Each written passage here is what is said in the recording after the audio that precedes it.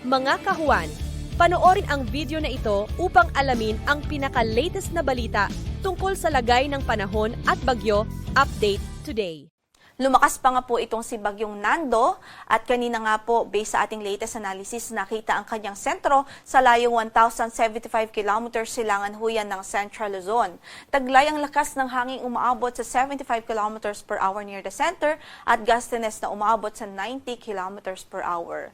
Ang kanyang pagkilos, pakanluran, hilagang kanluran sa bilis na 15 kilometers per hour. So medyo may kabagalan po ang kanyang movement sa ngayon at sa kasalukuyan wala pa naman po itong direktang epekto sa anumang bahagi ng ating kalupaan in terms of rainfall o mga pag-ulan.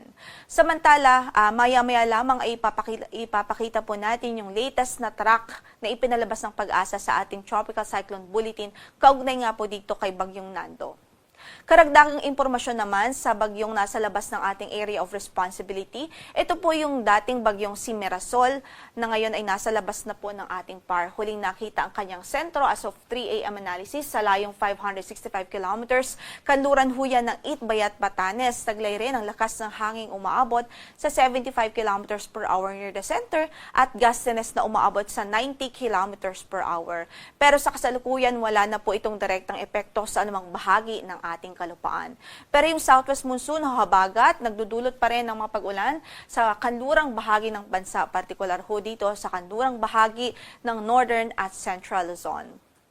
Based po sa latest track na ipinalabas natin kaninang 5 AM, makikita nga po natin that in the next 2 days, generally pahilagang kanluran ang kanyang pagkilos bago po ito bahagyang mag-west northwestward at mataas ang tsansa, base sa projection na ito, mataas po yung tsansang dumiretso po ito dito sa extreme northern Luzon at lubhang maapektuhan ang malaking bahagi ng northern at central Luzon. Kahit iba yung pag-iingat at paghahanda ang ating abiso sa ating mga kababayan doon. Dahil nga po nakikita natin, dahil malayo pa po ito, madami pa po siyang time o panahon para makapag-ipon ng lakas. So nakikita din po natin sa ating analysis ang further intensification bago pa ito lumapit sa ating bansa. As early as Saturday evening o Sunday morning, posible po maging typhoon na ito o malakas na bagyo. At dahil nga po dyan, posible din na Saturday pa lang ay may signal na po tayo sa ilang bahagi ng northern at central zone para din ho may sapat na lead time tayo para sa ating paghahanda. At dahil nakikita din po natin na lalawak pa ang sirkulasyon nitong bagyo habang nasa Philippine Sea siya.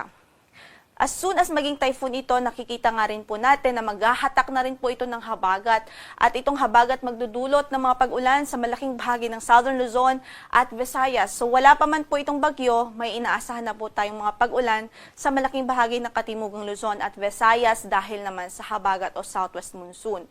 Tungkol naman ho sa landfall scenario, nakikita nga po natin either maglandfall po ito dito sa northern tip ng Luzon o extreme northern Luzon o kaya naman ay close approach sa ating landmass. But either way, ang nakikita po natin ay maapektuhan ang malaking bahagi ng northern at central Luzon. Kaya't iba yung pong paghahanda ang ating abiso at magantabay po sa mga updates. Lalo na't possible din ho itong ma-reach o posibleng lumakas pa ito into super typhoon bago po ito lumapit sa ating landmass. Kaya't patuloy po tayong magantabay sa magiging updates po natin. Dahil naman sa southwest monsoon at trough nitong si Bagyong Nando, inaasahan natin ang mga occasional gusty winds dito po sa Ilocos Region, Zambales, Bataan, Bicol Region at Eastern Visayas sa araw na ito. By tomorrow naman sa Bicol Region, Eastern Visayas at sa Caraga. Habang sa Sunday, sa Bicol Region, Eastern Visayas at Caraga. Sa kasalukuyan, wala pa naman po tayong gale warning sa anumang bahagi ng ating mga karagatan o baybaying dagat. Moderate o kanaptaman ang magiging pag-alon sa malaking bahagi ng northern at central Luzon. Habang banayad naman hanggang sa katamtaman sa natitirang bahagi pa ng ating kapuluan.